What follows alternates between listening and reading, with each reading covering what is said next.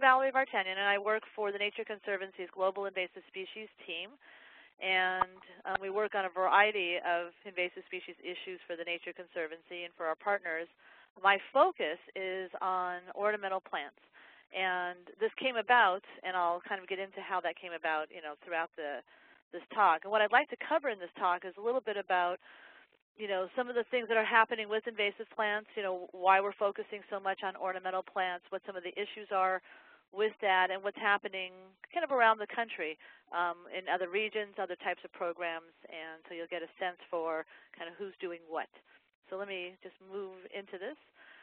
So as I'm sure we all know that there are major threats to biodiversity, and as we find, with the Nature Conservancy and the years of experience we have in managing lands, that there are a variety of things that we try to focus on, but when we protect our lands, we find that invasive species bubbles up as the #1 threat to biodiversity issues. And so the National Park Service and other organizations have also claimed that to be true.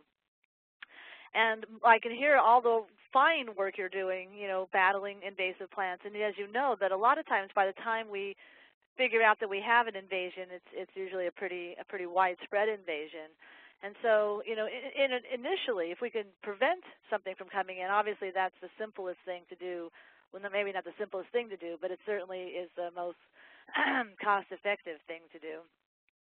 But we don't usually get to things at that stage. And by the time we even notice these plants in many cases, because we just don't have enough bodies or eyes out on the ground, things are starting to spread or establish themselves. And then as things continue to spread, it usually doesn't hit until this third stage where we just realize that we have a problem and that we need to maybe do something about it. But by the time we realize that, it takes a long effort, as you all, I'm sure, know, to get, support behind that and really to get out there. And, of course, by the time we are out actually working, sometimes it's almost too late. So a lot of the work that you're doing and that we're all doing is, at the level of kind of picking our targets, what do we need to protect, and working really hard to protect those few things from the invasion that seems to be coming from all around us. And as we know that is a very costly thing, and it always maintains kind of a high level of cost. And so for long-term strategies, that's really not a very effective way of going about, doing this. The most ideal situation would be to try to, approach something at the very early stages, to either keep something from coming out or, to hop on something very quickly. And that's where a lot of the work that we're doing now is focused, is trying to see if we can be more effective by preventing new things from coming in.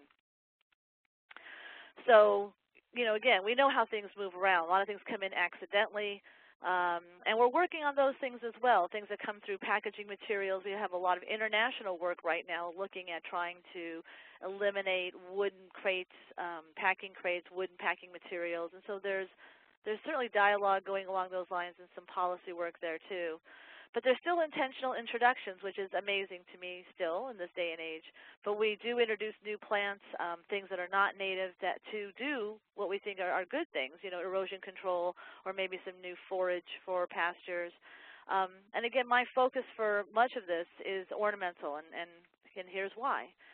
In regions around the U.S., especially in regions that are highly urbanized, by far the greatest amount of invasive plants that are invading our wildlands seem to be coming from our landscapes, from our ornamental plants and from horticulture. Now this would not be true in certain regions of the country where ranch lands and farmlands are predominant and cities are much smaller. Then you'll see that the invasive plant species are usually associated with agriculture or pastures. But this is a large percentage, and up until recently, there really hasn't been anything kind of looking at or regulating or controlling the types of plants that are planted. We don't really ask the question of the plant, is this plant going to be invasive? And part of that is because, what we want from our ornamental plants is we want a good garden plant. We want a plant that's going to be fun and pretty. We want a plant that will grow anywhere in our garden and last a long time and have many pretty flowers and have a long flowering season. And so these are the characteristics that, in a sense, we as gardeners demand. Raise your hands if those of you who are, how many of you are gardeners out there? Ah, yes, I can see many hands out there. Okay, very good. But these are also the characteristics of plants that are considered to be invasive. And so in studying what makes a plant invasive, we find that invasive plants are plants that, well, grow fast and have a long flowering season and are adapted to, any situation. And so in a sense, we're almost, demanding from our industry that they create invasive plants for us. And those invasive plants come at a cost. There's been more and more work done on the economics of invasions. And so Oregon just recently posted this report, and this is very good on a state level. You can at least see, how much noxious weeds cost, the cost of other types of invasions. So things like diseases, sudden oak death, which did move around, unfortunately, through a lot of the nursery plants, and things even like zebra mussels. So we know that these things cost us a lot of money in production, productivity, and in the time and cost and materials it takes to combat them. But and there are benefits. So the nice thing too is that Oregon has done a kind of a study to see, well, if they're going to focus on one plant, on this Tansy Ragwort, they found that they actually had a benefit of $6 million a year, and that's because that they weren't spending that in the control efforts, but they put a little bit of effort in and got quite a bit of benefit back. And so the benefit to cost ratio is for every dollar they put in, they basically get $13 back as a benefit.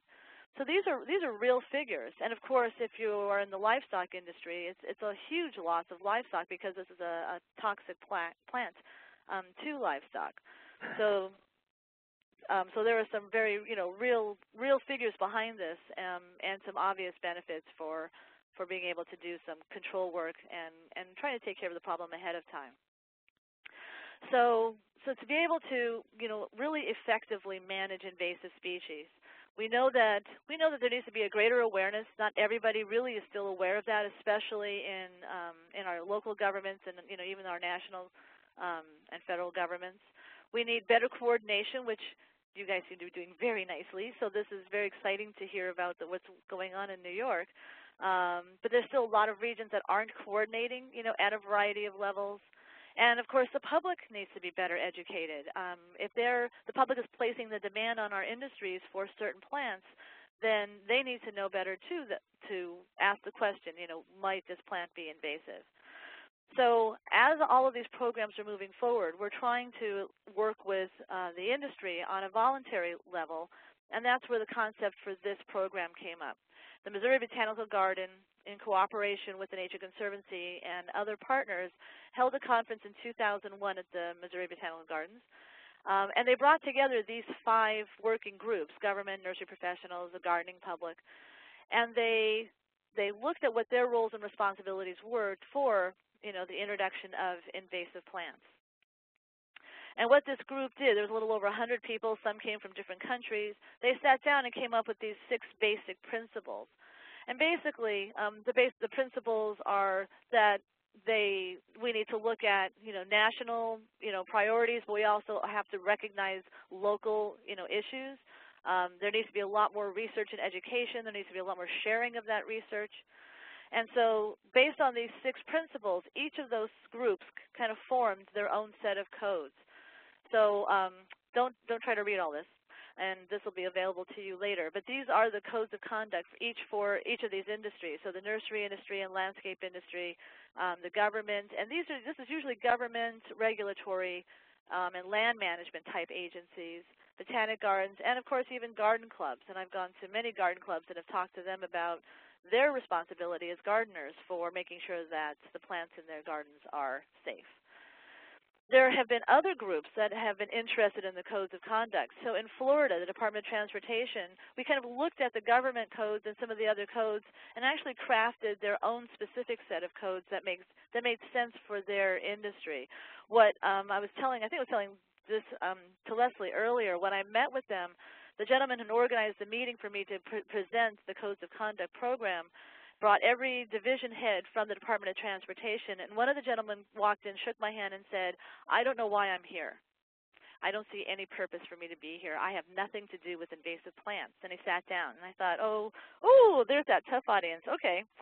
So after the end of the talk, he came up to me and apologized and thanked me, and he said he had no idea that the designs that his engineering department does, you know, creates the problem for invasive plants, because they really write the specs for what's going to go into those places.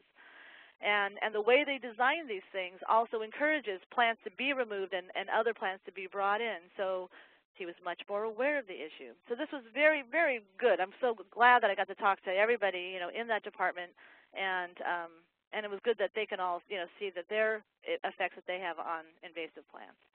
So what we developed is a set of kind of key elements of their codes, and these are basically them. And again, it's a lot of what you've been seeing.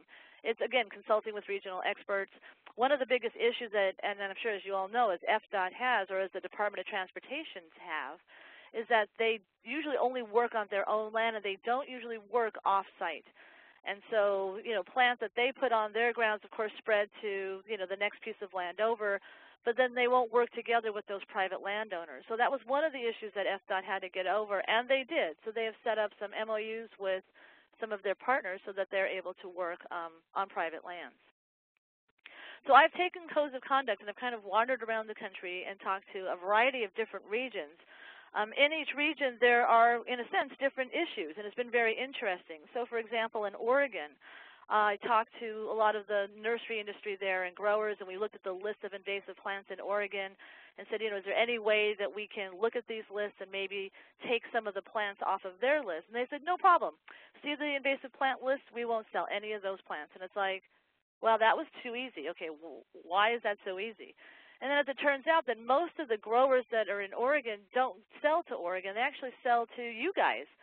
So many of the plants that you get are grown in Oregon, and of course they're much different species. So happen to have my invasive species list for the Northeast, and we looked over that list, and then we had some serious discussion. So, but it opened my eyes up too to realize that locally and regionally have very different definitions depending on where we're working. And Oregon is a bunch of the growers. Hawaii is a very strong sense of invasive species. They've been dealing with this for a long time.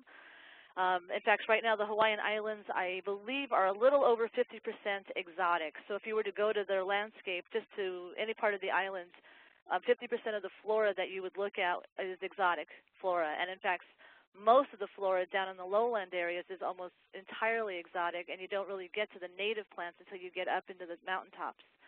So their industries are very well coordinated. They're working a lot with their with the experts in the area, and so each of the nursery associations on each of the islands has done a very good job at trying to bring the awareness to their businesses, and many of the businesses there have signed on to these codes of conduct. So Hawaii is far advanced, and they also are using a weed risk assessment now to before they bring plants in or out of the country.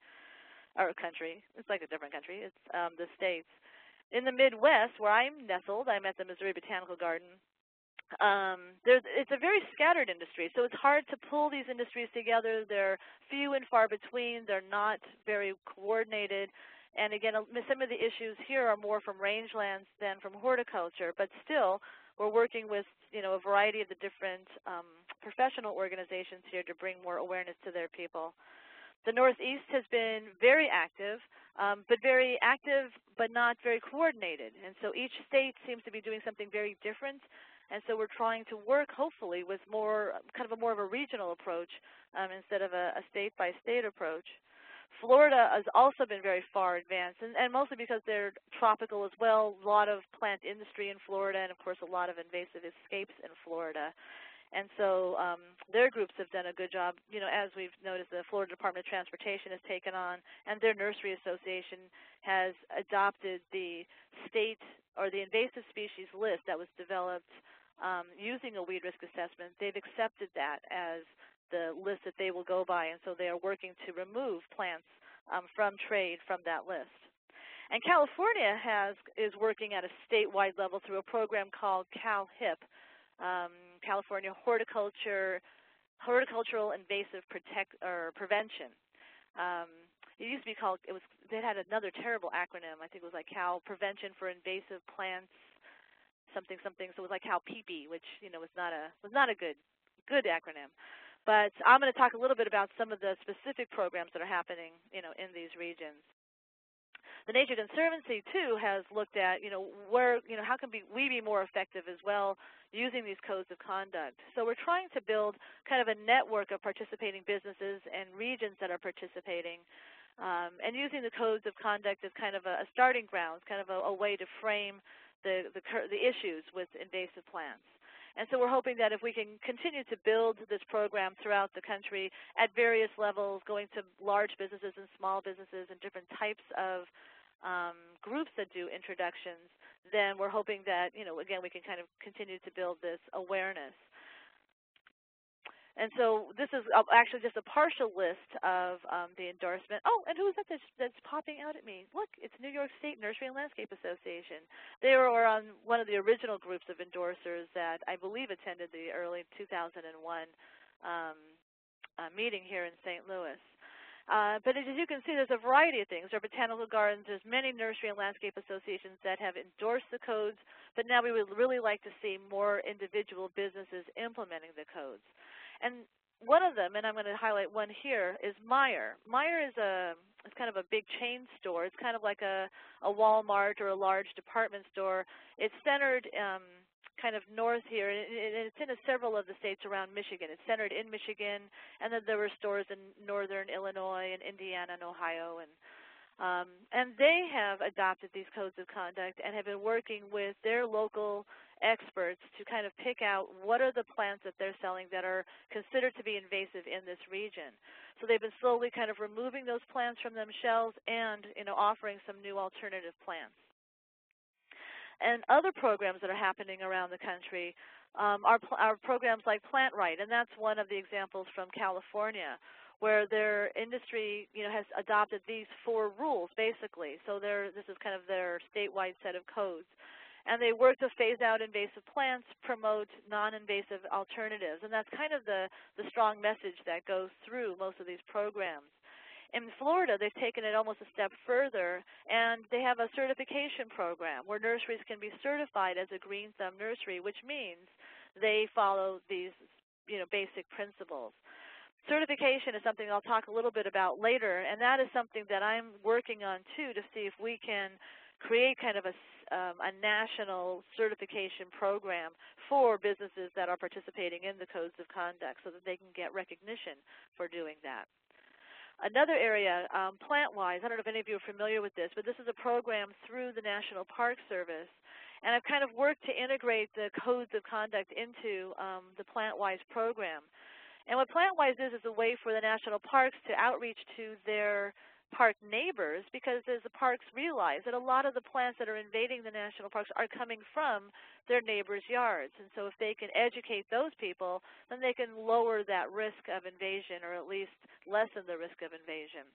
And so we've created these 10 simple steps to be plant-wise. And as you can see, a lot of the steps focus on not using invasive plants and looking for a non-invasive alternative. And this, at least, if people aren't even sure what that is, at least they're getting familiar with that terminology and are encouraged to, of course, go to their nurseries and ask what that's about. This is another program that I've been involved in called Sustainable Sites Initiative. This is very much like LEED, and I'm not sure how many of you are familiar with LEED, but LEED is the U.S. Green Building. I'm sorry. It is part of the U.S. Green Building Council's program for developing kind of safe living environments. But LEED, as a certification program, stops at what they call the building skin. So they mostly certify buildings. There are some aspects of LEED that looks at communities, but there really is no aspect of LEED that focuses on the landscapes. So Sustainable Sites is going to be that program. Sustainable Sites is we've just now put out our draft set of standards, and so there, I think on one of these slides I have the website that you can go to look at what these standards what these standards are reading. But basically, we're trying to create an equally green environment for the outside, as LEED has done for building a building. in specific with vegetation, these are some of the standards that or kind of the general standards that we're looking at. And of course, we want to conserve and protect appropriate vegetation. But then, if you're going to put vegetation in, one of the ones that I thought was kind of important was to select regionally appropriate plants. That does not mean to select only native plants, but regionally appropriate. So an alternative plant, or a plant that you would plant in a sustainable site, could be an exotic ornamental plant as long as its requirements fit into that region's climate and the plant is not considered to be invasive. Not using invasive plants is actually one of the prerequisites for being a sustainable site. So the codes of conduct are actually embedded into these standards, and those businesses using codes of conduct would actually fit into these standards very nicely. And there is regulation that is coming about, and so USDA is working on a quarantine provision titled Plants for Planting, where they actually were going to use a screening tool to ask questions about individual plants coming into the country to see what their potential for invasiveness is. The screening tool, there's a lot of the screening tool will be used for plants that are new to the U.S., so these are not plants that are already found here. And as we find with these screening tools, that they really keep out, a very few percentage. I think it's like almost less, it's about 1% of the plants that are being screened are being put into the do not bring in category. So that's a tiny percentage of plants. But again, that is the percentage of plants that become invasive. That do become invasive. So the screening tools are pretty accurate and seem to be following very well with the percentages of plants that are known to come out of the horticulture industry as invasive. So the bandwagon before the horse. There are some states that have moved forward on designating plants as invasive, but a lot of this has been happening kind of before there have been some very good, accurate tools to be able to be used. And that's really important and very critical, and kind of the message that we would like to get out is that before we just go and create a list that is not vetted through, the whole stakeholder community, or does not have any visible means of how this list was created or what the criteria are that can be reviewed, those lists are not as they're harder to hold up. So those lists don't seem to work as well. There's a lot more arguments for those lists. But in other regions where they have used some kind of a screening tool, where their stakeholder community includes the industries that are affected by this, then they have produced far better lists that everyone can kind of get behind, and the programs that have started there have been much more successful. And one of the successes is one of the industry folks had mentioned to me once. They're like, nobody in the nursery business wants to hear you can't sell a plant, because that's what we do for a living. Would you want to hear if you sold things, not to sell things? So instead, how about the approach to be, here are some new things for you to sell. We have some new ideas for plants that you can sell. And specifically, what we'd like to do is tie these plants to plants that are problematic, that are still in the trade, so that this can be an alternative plant to something we'd like to slowly phase out. They love that idea because, that's what the industry is about, and that's what we're about. We like new plants for our gardens. So there have been some regions that are putting together guides to non-invasive plants, and they've done it in a way where they have tied it to, one of the more problematic plants in their area. So, for example, this book put out by Oregon highlights the problem plant and explains why that plant is a problem. And then they give you two alternative options. One is a set of native plants that would work well as an alternative, but also ornamental plants. So again, the goal is not to focus on just moving landscapes all to native plants, but to find plants that work well at that site because of that climate, so it won't require a lot of additional care and resources, but also that we can use ornamental plants that won't become invasive, at least as far as we know. So there are a variety of solutions, to work with the industry, but a combination of these things seem to be moving forward and working very well across the country. So having businesses take on voluntary approaches for right now, in a sense, kind of helps them, change or adjust to any regulation that might be coming down the way. And in fact, it puts them ahead of a lot of their competitors because, kind of being green now sells, and being environmentally friendly and sensitive is a very good selling point. And a lot of businesses like to use that as part of their marketing strategy. And of course, there are a lot of myths and facts that go along with this. Horticulture and agriculture, they'll lose business, and that hasn't actually been true. In fact, when they have adopted these practices and have promoted that, they usually get more business because they can go into a niche market that a lot of their competitors haven't tapped into yet. Plants that are not here will keep coming, and that is true. One business that I talked to over the last 10 years has imported 20,000 plants, new plants, to the U.S. That's a lot of plants over 10 years. That's 2,000 plants a year, and that's just one business. And that doesn't count all of the smaller businesses and plant explorers that are out there bringing new plants in. I work at a botanical garden, and I don't want to talk too loudly, but some of my colleagues who study various plants, when they go on their travels, will come back with a handful of seeds or maybe a cutting to see if they can grow that particular plant here. So anyway, it's definitely a continuing issue. And screening plants, can be fast, simple, and inexpensive. Especially the more screening that's being done, the more resources that are known, the easier it goes. The learning curve goes way down. And so we are right now, as a matter of fact, testing some different screening tools with different types of businesses to see if there's one that will work, well for a business as well as for botanic gardens and other types of importers. So there isn't any one perfect solution, but there are many solutions that are out there that certainly can work. And kind of drawing where that line is, there's a program called Habitatitude. So when I work with invasive plants and I work with nurseries, I also work with them on their water gardens. But then there's a line between water gardens and then ponds and truly aquatic plants. And of course, aquatic plants are also a problem, and a lot of those are coming out of the aquarium trade and of course the pet industry. So one program that is focused specifically on the aquarium trade and pet industry is this Habitatitude, to the point of which the pet industry has created their own kind of manual on how to start your own pet store business. Since many of the businesses are small businesses, many of them fail. So this is one of the things that this advisory council is helping small business owners do is, here are the tried and true methods on getting your business right. And some of these things that they are suggesting, of course, is make sure that you're familiar with this program, Habitatitude, and let's work at not educating your customers so that if they take home an aquarium with fish and plants, that they know not to pour it down the drain or flush it or dump it out into their local ponds.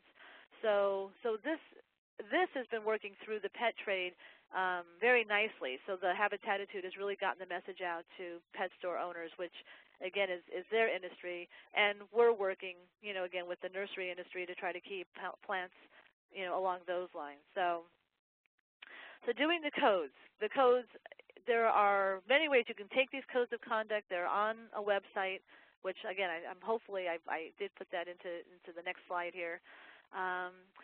But to finding a local store owner, encouraging them to work with that.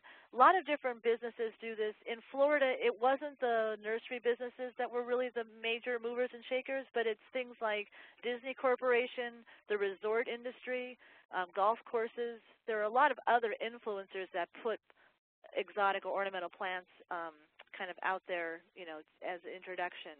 So you can be creative on whom I do this, and I will be happy to work with any of you on crafting a specific set of codes for a business that may not fit neatly into one of those 5 categories. So here are some of these websites, and again, I think you'll have access to this, so I won't necessarily leave these up for very long.